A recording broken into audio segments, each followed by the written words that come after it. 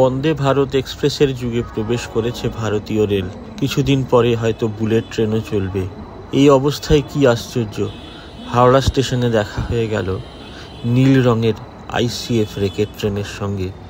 এবং ট্রেনটা যে সে ট্রেন নয়, পূর্ব রেলওয়ের একটি prime train, Howrah Dhanbad Howrah black diamond express.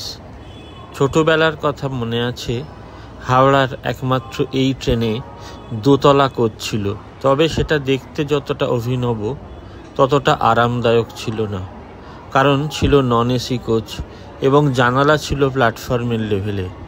দ্রুত গতিতে ব্ল্যাক ডায়মন্ড এক্সপ্রেস চললে জানালা দিয়ে প্রচুর ধুলো ঢুকত কামরার ভেতরে। এবারেও মজা হলো হাওড়া স্টেশনে।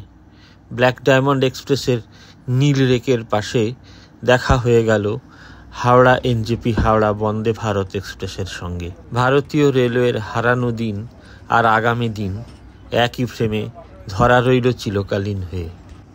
22387 আপ ও 22388 ডাউন ব্ল্যাক ডায়মন্ড এক্সপ্রেস যতই পুরনো কালের নীল রঙের আইসিএফ রেখে চলুক না কেন, এই ট্রেনটি কিন্তু একটি সুপারফাস্ট এক্সপ্রেস। যদিও হাওড়া ও ধানবাদের মধ্যে অফিস যাত্রীদের ট্রেন হিসেবে পরিচিত এই ট্রেনের বেশ কয়েকটি স্টপেজ রয়েছে।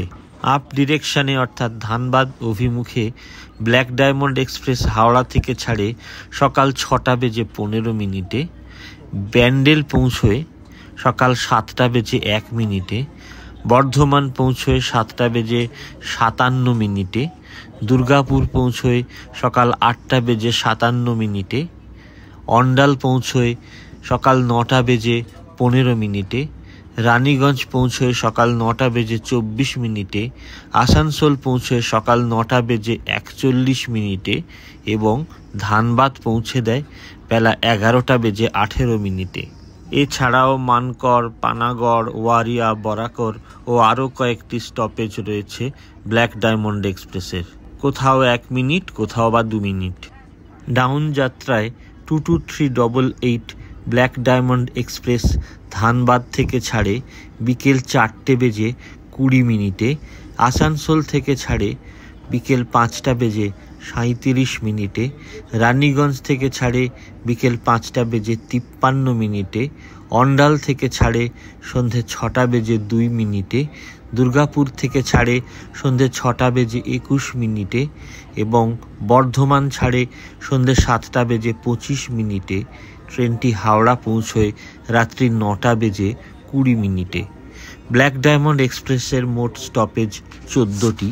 এই ট্রেনে আছে রিজার্ভড এবং আনরিজার্ভড সেকেন্ড ক্লাস কোচ এবং 2টি এসি চেয়ার কার কোচ।